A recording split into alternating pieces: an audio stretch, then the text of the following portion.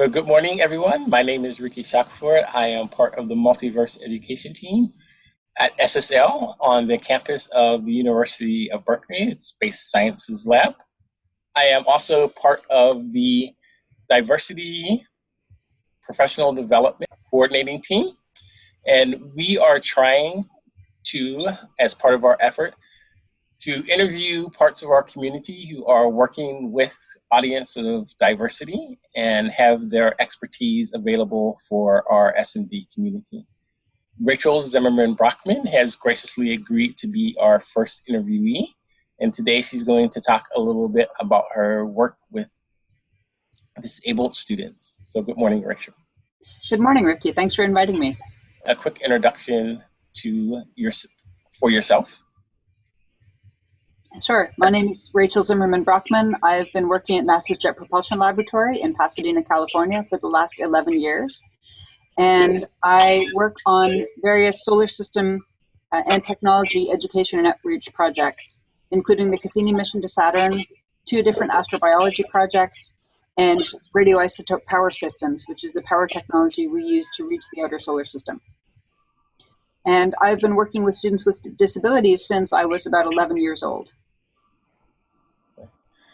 And do you want to tell us a little bit about the current projects that you're working on? Sure. I do a lot of work with science education for students with disabilities. In fact, I'm the current president of an organization with that name. And we have a national conference the day before the National Science Teachers Conference, in conjunction with the conference, called Science Education for Students with Disabilities. And this year it's going to be held on March 11th, so 2015, in Chicago, the day before the National Science Teachers Conference starts. And it's a day-long workshop all about how best to teach students with disabilities science. So we have a wide range of speakers on various topics. Some of them have PhDs in science education for students with disabilities. Some of them work with students with behavioral issues. Some work with students with autism or vision impairment or hearing impairment or mobility issues or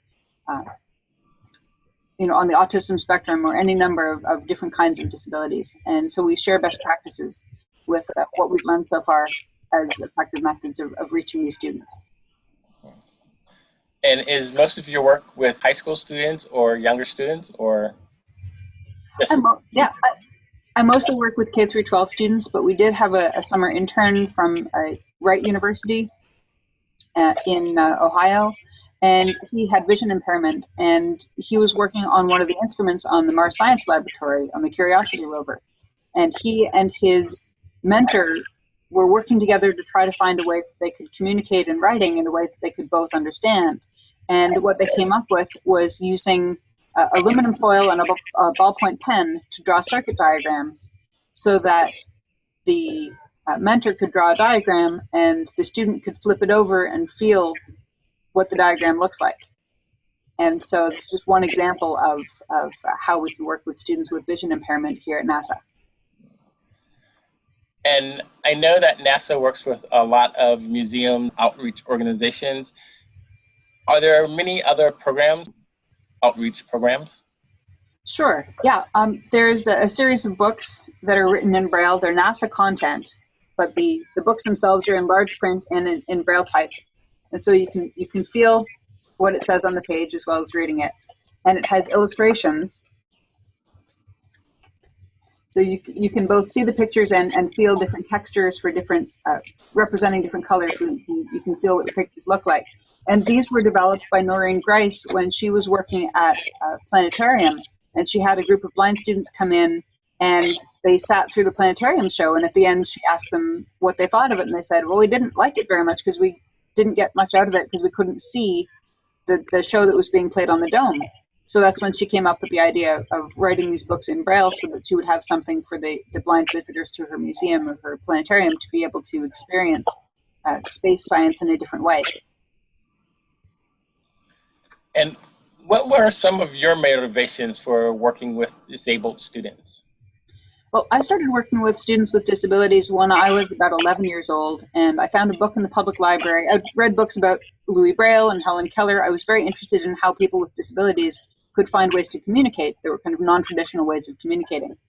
And I found a book about a language called Bliss Symbolics, which is this picture language that's used by people with cerebral palsy who can't communicate in speech or in writing.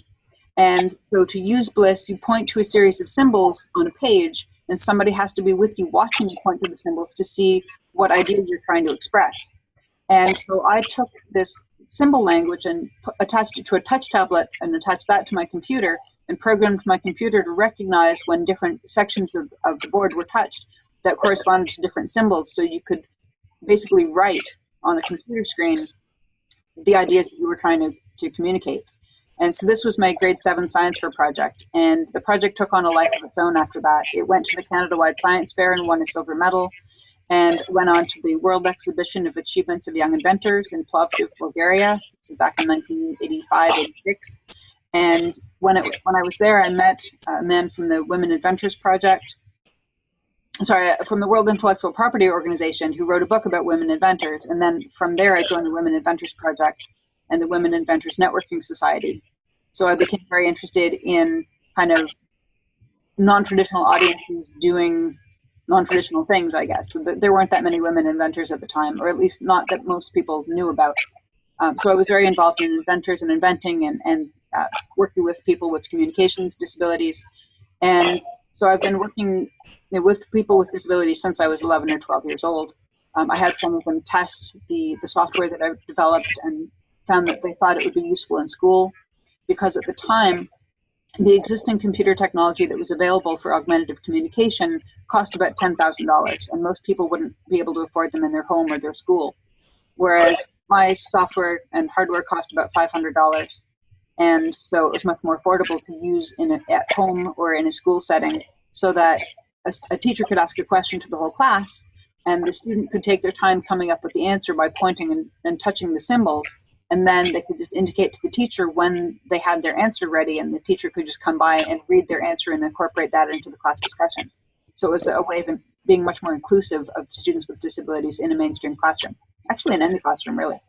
And so, science education for students with disabilities is kind of a Venn diagram of special ed teachers who have students who are interested in science teachers who have students who are mainstreamed into their classroom who have special needs, and parents who want to advocate for their own children.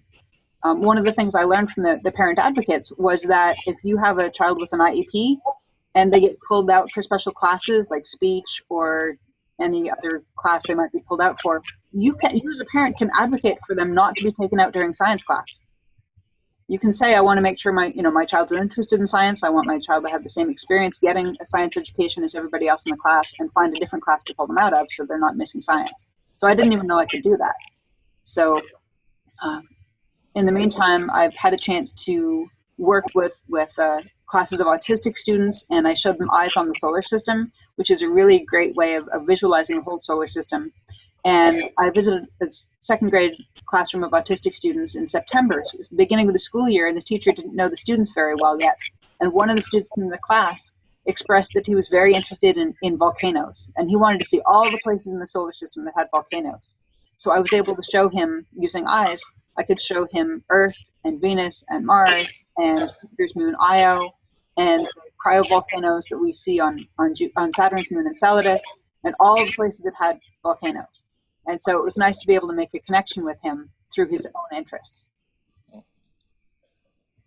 So for other scientists who are working for NASA and working on NASA programs, and they want to learn how to make their work more accessible to students with disabilities, are there any resources that you could suggest for them? Absolutely. The best resources out there that I know of right now is the National Science Teachers Association's disabilities website, which is www.nsta.org/disabilities. And that is a great resource for how to work with students with various kinds of disabilities. Okay. So one of the other things that we all need to be aware of, especially if we're working with government websites like NASA web pages, is that they all need to be 508 compliant, which means they pass the Americans with Disabilities Act requirement to be accessible to people with both vision and hearing impairment. So for example, all videos need to be captioned so that you can see what the person is saying, even if you can't hear it. And there are a lot of ways of getting your videos captioned, but it's one of the things that's important about NASA websites is that all videos have captioning. There's also something called descriptive audio that we don't use very much, but we certainly could. And that is for blind people to be able to hear what's, so you can describe what's going on. And several years ago, I went to a conference called, the Cal State Northridge holds this conference on technology and people with disabilities. And at their conference, I saw that they had movies that were done in descriptive audio so that if you're blind, you can go to the movies and still hear what's going on. So they showed a clip from the movie E.T. and they showed a scene and they said, so they have the dialogue, but overlaying that, they have, Gertie walks into the room where E.T. is and she's pulling a wagon with a wilted plant on it. And so you can kind of envision what's going on even if you can't see it. And so that's one of the new technologies that is out there. One of the best places I know of for captioning is WGBH, the public television station in Boston. They're real pioneers in captioning, and they have some good resources if we have questions about how to caption our own videos. I think some YouTube videos, you can just press a button and it'll automatically caption, but I don't know how good the captions are because if we're using technical terms, especially for science, it may not get those right. So I don't know if there's a way to go in and edit the captions or not, but just something to keep in mind. And I know that our community is going to be very interested in you and how they can contact you and possibly learn more about working with students with disabilities. So is there a way for them to do that? Sure. They can reach me through my JPL email address, which is rachel.zimmerman-brachman@jpl.nasa.gov. The rest of my contact information is on the SMD EPO website. Okay. And do you have any hobbies, or what kind of things do you like to do when you're not working? I do, yeah. Before I started volunteering, before I started working at NASA, I volunteered for 2 years at a therapeutic horseback riding center for students with children and adults with disabilities. And so we had kids with mobility issues who would normally be in a wheelchair get up on the back of a horse and be taller than everybody else for a change because they're used to seeing the world from a sitting position. And being able to control an animal that's 1,000 pounds is really empowering to them. I've seen horseback riders who are blind learn how to jump because they can't see the jump, but the horse can. And so they have volunteers stand on the left of the jump saying left, left, left, and they have volunteers standing on the right of the jump saying right, right, right, and they can kind of echolocate and center the horse down the middle and jump right down the middle of the jump. So being able to work with people with disabilities was always something I had done as a hobby, but being able to incorporate that into the work I do at NASA is fantastic. So thank you very much for interviewing with us today. If you want to hear more about Rachel's work, you can go to the SMD diversity pages on our website page and look up students with disabilities. If you have information or resources that you would like to share with us, please feel free to contact any of the professional development diversity team, and our information is on the SMD workspace as well. So thank you very much, and we really look forward to working with you in the future. So, were there any last comments or any last things that you would like to tell us before we end our interview? Well, I just want to say, if you're going to be working with students with disabilities, the first thing you need to remember is that they're people first and their disability comes second. So it's a person with vision impairment. It's not a blind person, right? So it's a person who's blind. So it might require more patience than usual, but it's worth the effort because a lot of these people really are interested in science. Think about Stephen Hawking. Just because he has difficulties communicating doesn't mean he's not fascinated by physics and cosmology and the world around him. And so don't leave disabled students out when you're trying to plan a lesson. There's always a way to work with and adapt any curriculum to be more accessible to students with disabilities. Excellent. So thank you very much for that. Thank you.